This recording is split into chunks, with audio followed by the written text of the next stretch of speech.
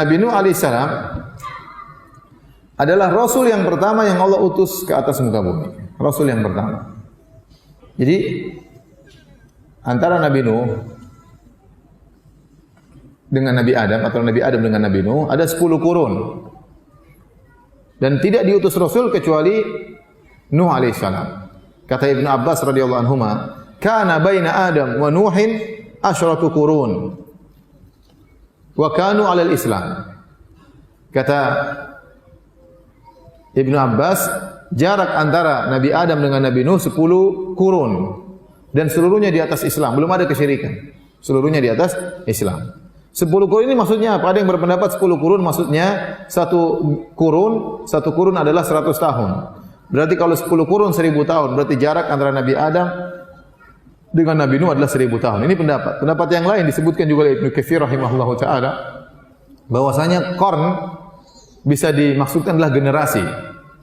Antara Nabi Adam dengan Nabi Nuh ada 10 generasi. Dan satu generasi umurnya panjang-panjang. Lihat aja Nabi Nuh saja sampai 1000 tahun lebih. Ya. Dan tidak tahu umat-umat sebelum Nabi Nuh mungkin lebih panjang lagi umurnya. Ya. Oleh karenanya, kalau demikian makna qarn adalah generasi, berarti jarak antara Nabi Adam dan Nabi Nuh bisa ribuan tahun, banyak. Ya. Mungkin 10.000, mungkin lebih. Kalau satu generasi saja 1000 tahun, apalagi 10 generasi. Dan selama itu belum ada Rasul yang diutus. Padahal telah terjadi kemaksiatan, padahal telah terjadi pembunuhan.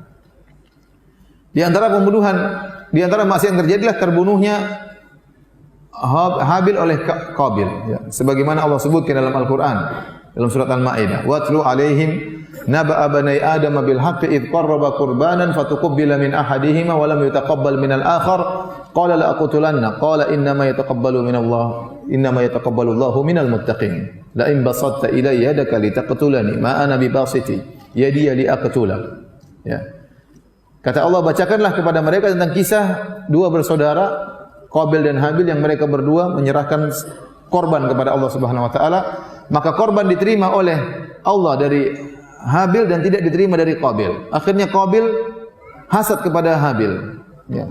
Padahal mereka bersaudara kandung, ya. Saking hasadnya dia berkata, "La aqtulannak, sungguh aku benar-benar akan bunuh engkau wahai adikku." Dia ingin bunuh adiknya sendiri. Maka adiknya berkata, "Innama yataqabbalullahu minal muttaqin." Ya, korban itu diterima dari orang yang bertakwa. Ya. Akhirnya kata dia, "La in basatta ilayya yadaka litaqtulani." Kalau kau ingin membunuhku, aku tidak akan membalas. Silakan bunuh aku. Akhirnya kakaknya bunuh dia. Ini antara maksiat yang terjadi setelah Nabi Adam tiada, ternyata kakak membunuh adiknya. Berarti maksiat pembunuhan sudah terjadi. Dan mungkin ada maksiat-maksiat yang lain. Ada mungkin pemerkosaan atau ada perzinahan atau ada pencurian, pembunuhan saja terjadi. Tetapi selama ribuan tahun tersebut Allah belum mengutus seorang rasul. Kapan seorang rasul diutus oleh Allah? Tatkala muncul kesyirikan. Dan kesyirikan yang pertama kali terjadi di alam semesta adalah kesyirikan yang terjadi di zaman kaumnya Nabi Nuh alaihissalam. Maka saat itulah Allah mengutus Nabi Nuh alaihissalam. Apa kata Allah Subhanahu wa taala menceritakan tentang perkataan kaum Nabi Nuh dalam surat Nuh? Kata Allah, "Wa qalu la tadharunna alihatakum wa la tadharunna waddan wa la suwa'an wa la yaghutha wa ya'uqa wa nasra wa qad adallu katsira." Para kaum Nabi Nuh saling mengingatkan di antara mereka untuk bersabar menyembah tuhan-tuhan mereka. Jadi bersabar dalam kesyirikan, sabar menyembah syirik. Kata mereka, jangan sekali-sekali kalian meninggalkan Wat, Suwa, Yaguth, Ya'uq, Nasr. 5 Tuhan kita ini jangan ditinggalkan. Sembah terus 5 Tuhan kita ini. Jadi mereka sering mewasiatkan. Nah, siapakah 5 orang ini? Dijelaskan oleh Ibnu Abbas radhiyallahu anhu dalam Sahih Al-Bukhari. Ya. Ibnu Abbas berkata, "Haula'i asma'u rijalin salihin min qaumi Nuh." Ini 5 orang inilah nama orang-orang soleh di zaman Nabi Nuh alaihissalam. Falamma matu, tatkala 5 orang soleh ini meninggal dunia, auha syaitan ila qaumihi, maka syaitan memberi wahyu, membisikkan kepada kaum Nabi Nuh, anin sabu ila majalisihim allati kanu yajlisuna fiha ansaba wa sammuha bi asma'ihim. Kata syaitan ingin menggoda manusia, menjerumuskan kepada kesyirikan, tapi syaitan melalui tahapan. Tahapan pertama disuruh bangun dulu patung-patung. Kata syaitan, bangun patung-patung di tempat biasa mereka duduk-duduk, bermajelis, kemudian namakan patung-patung tersebut dengan nama-nama orang-orang soleh tersebut. Tujuannya apa? Agar termotivasi orang kalau lihat patung orang soleh tersebut semangat beribadah, ingat ketakwaan mereka, memotivasi masyarakat untuk beribadah kepada Allah. Fafa'alu walam tu'bad, maka mereka pun bangun patung-patung, mereka namakan dengan nama-nama orang soleh tersebut, namun patung-patung tersebut belum disembah. Kapan disembah? Tahapan berikutnya oleh syaitan. Falamma halaka ulaik wa nusiyal ilmu ubidat. Tatkala generasi pertama yang bangun patung-patung tadi meninggal dunia, muncul generasi-generasi berikutnya, dan generasi-generasi berikutnya tidak tahu tujuan dibangun patung ini untuk memotivasi. Datang syaitan lagi mewahyukan bahwasanya patung-patung ini disembah, dan kalau disembah akan mendatangkan maslahat-maslahat. Akhirnya disembahlah patung-patung tersebut. Demikian cara syaitan menggoda manusia. Jadi ternyata kesyirikan pertama kali terjadi di alam semesta adalah di zaman Nabi Nuh alaihissalam. Sehingga Allah pun mengutus Nabi Nuh alaihissalam. Dan ternyata sebab terjadi kesyirikan di alam semesta adalah karena mengkultuskan orang-orang soleh. Mengkultuskan orang-orang soleh, berlebih-lebihan, gulu fi salihin, berlebih-lebihan terhadap orang-orang soleh. Dan ini yang telah disebutkan oleh Ibnu Hajar rahimahullah bahwasanya sebab utama terjadi kesyirikan di alam semesta ini adalah terlalu berlebih-lebihan kepada orang soleh. Dan ini benar. Ya, kalau kita berbicara tentang berbagai macam kesyirikan di alam semesta adalah sebabnya karena bersikap mengkultuskan orang-orang soleh. Contoh kaum Nabi Nuh, siapa? Wat, Suwa, Yaguth, Ya'uq, Nasr. Ini orang soleh. Dikultuskan, akhirnya lama-lama disembah. Contoh kesyirikan terjadi di zaman Nabi Muhammad SAW. Siapa yang disembah? Di antara yang disembah adalah Lata. Dan Lata ini kata Ibnu Abbas dalam Sahih Al-Bukhari juga, kana yalitu sawiqa lil hujjaj. Dia adalah orang yang saleh yang dahulu waktu masih hidup sering membuat adonan makanan dibagi-bagikan kepada jemaah haji gratisan. Dia bagi makan kepada jemaah haji. Tatkala dia meninggal maka dibangunlah patung di atas kuburannya, akhirnya disembah. Lihat orang saleh juga. Waktu mereka masih hidup, Lata waktu masih hidup belum disembah. Wat, Suwa, Yaguth, Ya'uq, Nasr waktu masih hidup juga belum disembah. Kapan mereka disembah? Tatkala sudah meninggal dunia. Syaitan menggoda, akhirnya mewahyukan, akhirnya disembah setelah mereka meninggal dunia. Contoh lain, contohnya Nabi Isa alaihissalam. Nabi Isa alaihissalam, orang yang sangat soleh, Nabi yang sangat soleh.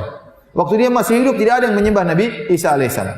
Tidak ada dari Hawariyin, dari sahabat-sahabat Nabi Isa yang menyembah Nabi Isa alaihissalam. Kapan Nabi Isa disembah? Tatkala diangkat oleh Allah, baru kemudian disembah.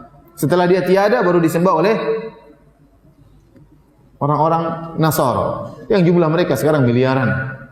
Jumlah mereka sekarang apa? Miliaran di atas kesyirikan yang disebut oleh Allah ad-dhalin, orang-orang yang sesat. Kita bicara tentang Buddha Siddhartha Gautama, waktu dia masih hidup belum disembah. Tidak ada sahabat-sahabat Buddha yang menyembah Buddha, apalagi para tabi'in dari tidak ada yang menyembah Buddha. Ya. Oleh karenanya ada risalah S3 disertasi di Universitas Islam Madinah yang tulis orang Thailand, kakak kelas saya. Dia tulis tentang hakikat dari agama Buddha. Dia sebutkan waktu Buddha masih hidup berdasarkan literatur sejarah tidak ada yang menyembah Nabi Buddha, tidak ada yang menyembah Buddha. Dan Buddha tidak pernah mengaku sebagai Tuhan, dan dia tidak pernah menciptakan pohon, tidak pernah menciptakan hewan. Dia hanyalah orang bijak yang menyampaikan nasihat-nasihat yang indah. Waktu dia masih hidup tidak ada yang sembah. Tatkala dia sudah meninggal baru apa? Baru disembah. Baru disembah oleh kaumnya, ya. Dan demikianlah kesyirikan-kesyirikan yang ada. Ya. Banyak wali-wali yang disembah, sunan-sunan disembah, didatangi, dimintai doa dan macam-macamnya, berdoa meminta kepada penghuni kubur setelah mereka meninggal dunia. Setelah mereka meninggal dunia. Oleh karena dari sini kita tahu kenapa Nabi sallallahu alaihi wasallam sangat keras dalam masalah kuburan. Karena Nabi melarang segala sarana-sarana yang bisa mengantarkan kepada pengkultusan terhadap orang soleh yang akhirnya disembah. Ya, maka Nabi SAW melarang kuburan ditinggikan. Rasulullah SAW melarang kuburan di semen. Rasulullah SAW melarang kuburan ditulisi. Rasulullah SAW melarang kuburan dikasih lampu. Rasulullah SAW melarang solat ke arah kuburan. Ini semua perkara bukan syirik.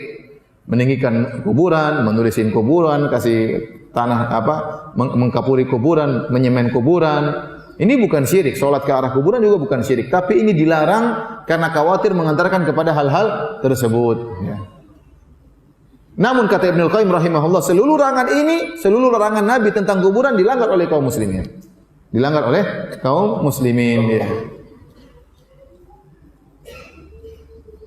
Oleh karenanya Al-Imam Asy-Syaukani rahimahullah menyebutkan dalam kitabnya Syarhus Sudur, disebutkan, antum bayangkan ada seorang masuk ke kuburan orang soleh.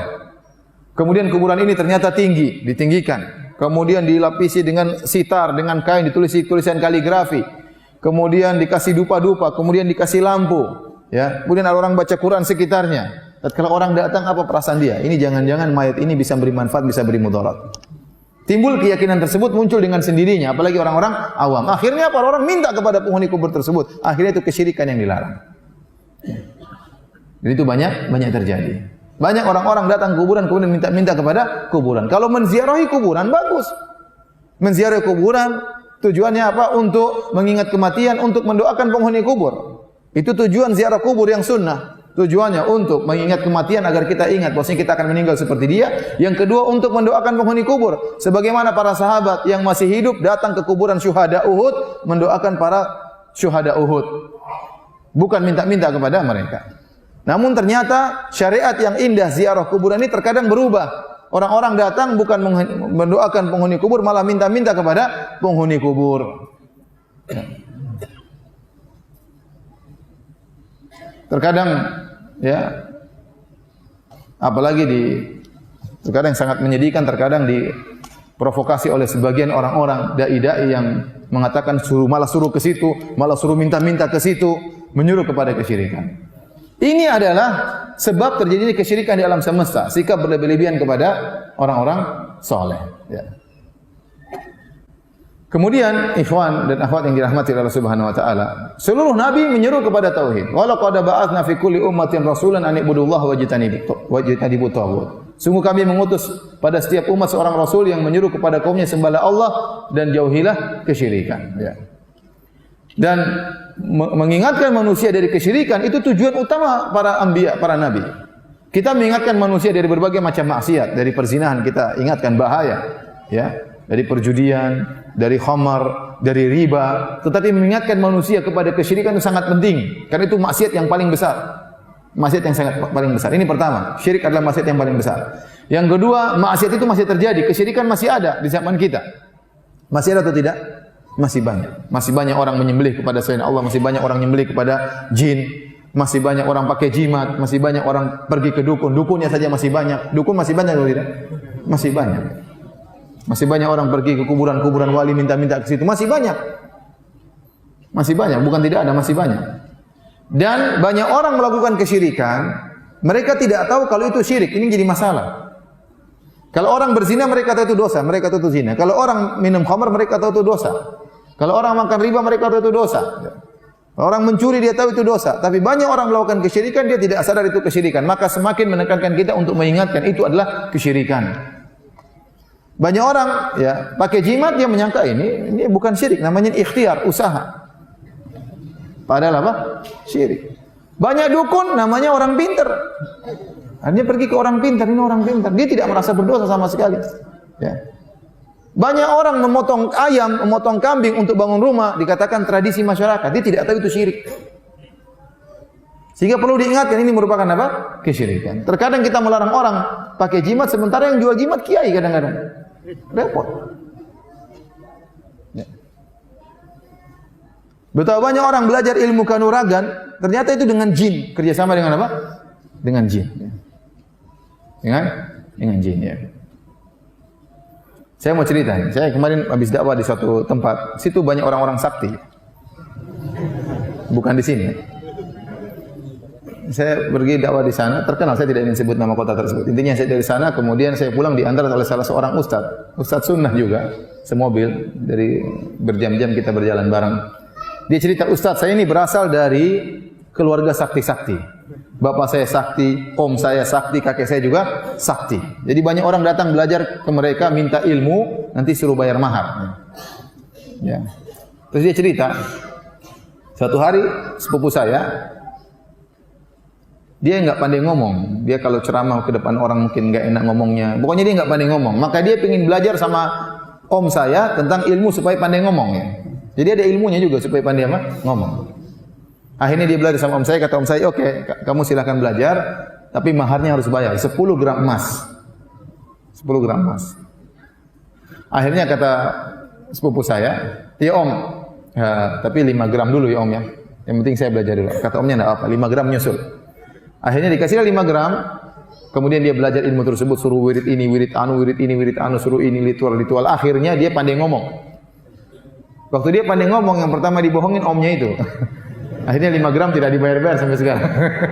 Setelah itu dia bohongin banyak orang, ngomong sampai Ustadz ini cerita, dia pernah telepon saya mau pinjam uang, saya enggak berani ngomong Ustadz, karena saya takut dia nyihir saya dengan ilmunya tersebut. Maka langsung saya bentak-bentak sebelum dia, karena kalau saya sudah dengar lama, akhirnya saya terbawa.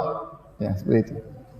Ini ilmu-ilmu yang mengerikan, pasti ada kaitannya dengan jin, dengan dibumbui dengan ayat-ayat Al-Quran. Ya, betapa banyak orang wirid-wirid dengan ayat Al-Quran ternyata disalahgunakan. Ya. Contoh, saya pernah meruqyah seorang ustaz. Ya. Alhamdulillah sekarang dia sudah berdakwah di mana-mana. Dia minta untuk diruqyah. Saya bilang ada apa? Saya minta diruqyah. Saya baca Al-Quran, dia kepanasan. Saya tanya, kenapa kamu bisa begini? Saya dulu waktu masih di Indonesia, saya dulu sering baca surat Yusuf dengan harapan cewek-cewek muda tergoda dengan saya. Supaya tampannya Nabi Yusuf kecipratan ke dia ya. Ini salah, padahal surat Yusuf alaihissalam adalah untuk mengingatkan tentang bahaya fitnah wanita. Iya atau tidak? Nabi Yusuf digoda oleh wanita dan Nabi Yusuf bisa selamat. Ini malah digunakan untuk bisa gayet cewek. Akhirnya kemasukan jin. Bayangkan gara-gara baca Quran kemasukan jin. Kenapa waktu dia baca Quran niatnya bukan untuk mencari hidayah, ya, tapi untuk niat yang salah, niat duniawi. Akhirnya jin masuk ke dalam tubuhnya. Saya juga pernah meruqyah orang, dia kemasukan jin, maksud di Pondok Jamilur Rahman di Jogja dengan Ustaz Abu Sa'ad rahimahullahu taala. Orang itu kenapa kemasukan jin? Setelah dia sadar dia tanya, dia baru kemasukan jin karena baca ayat kursi kalau enggak salah 7.000 kali. Ayat kursi yang harusnya mengusir setan malah buat dia kemasukan setan. Ini kenyataan mengerikan ya. Oleh karenanya ya seperti ini. Ayat Al-Qur'an disalahgunakan. Ada orang bilang, "Ustaz, kalau mau hilang ada yang bisa dibaca wirid berapa ribu kali." Apa bacaannya? Wal yatalattaf. Itu adalah ayat paling tengah dalam Al-Qur'an. Kalau dalam Al-Qur'an lama warna merah kan? Wal yatalattaf. Nanti bisa hilang. Masa? Kalau ente sudah bisa hilang, ente mau apa? Emang enak kalau bisa menghilang? Sudah menghilang terus cari, "Mas, di mana?" Cari aja sendiri di mana. Anak-anak cari, "Abi di mana?" Menghilang. Akhirnya apa? Orang kalau sudah bisa menghilang, itu dia macam-macam, pengin ngintip orang lah, pengin ngambil barang orang lah. Seperti itu dikasih jalan oleh setan. Paham? Karena niat dia memang sudah salah. Al-Quran dijadikan untuk gitu-gitu. Dan ini kejadian. Ya. Tadi seperti itu, untuk bisa ngomong pakai wirid-wirid, tapi sudah niatnya keliru. Niatnya keliru. Ya. Sama ada Ustadz ini punya kakak. Ustadz sunnah juga. Dia mondok di salah satu pondok sunnah di Jawa. Dan beberapa preman-preman datang ke situ mengancam-ngancam. Akhirnya dia jengkel, dia pulang ke kotanya, dia ambil keris atau pedang atau pisau dari kakeknya. Kakeknya kan sakti. Dia bawa pisau tersebut, dia bawa ke pondok. Akhirnya pada waktu malam ada preman-preman terus datang mengganggu dia, dan preman tersebut dari kota yang sama. Dari kota dia. Maka dia jengkel, dia keluarkan, "Nih, pedang kakek saya, siapa yang berani maju? Saya ambil dari kampung." Mereka takut. Karena sesama yang punya ilmu begitu biasanya tahu, ini jinnya gede ini. Ini sakti gitu. Ini sakti. Kalau yang enggak punya ilmu enggak tahu sakti enggak sakti. Ya, karena mereka pakai ilmu, dia juga punya pisau yang sakti, akhirnya mereka ketakutan. Akhirnya mereka pergi. Rupanya kakaknya ini lupa mengembalikan pisaunya ke kakeknya. Setelah lama kakeknya mulai kesakitan di sana di kampung. Mulai bengkak-bengkak, mulai apa. Katanya, "Mana itu pisau saya? Tidak dikasih makan, tidak diwiritin." Ya. Subhanallah. Begitu seperti itu. Jadi maksud saya, banyak hal-hal yang merupakan kesyirikan yang orang tidak sadar kalau itu apa? Syirik. Beda dengan maksiat. Ini menekankan kita agar berusaha untuk menjelaskan kepada masyarakat tentang kesyirikan. Risikonya memang dibenci masyarakat sebagian orang, tapi banyak orang dapat hidayah. Enggak usah peduli, ya, enggak usah peduli. Sekarang betapa banyak kuburan disembah. Jangankan kuburan orang soleh, terkadang kuburan orang enggak beres pun disembah. Orang enggak beres itu juga disembah. Menyedihkan. Menyedihkan. Baik, hadirin dan hadirat yang dirahmati oleh Allah Subhanahu wa taala. Maka tatkala terjadi kesyirikan, Allah pun mengutus Nabi Nuh alaihissalam untuk melarang kesyirikan tersebut.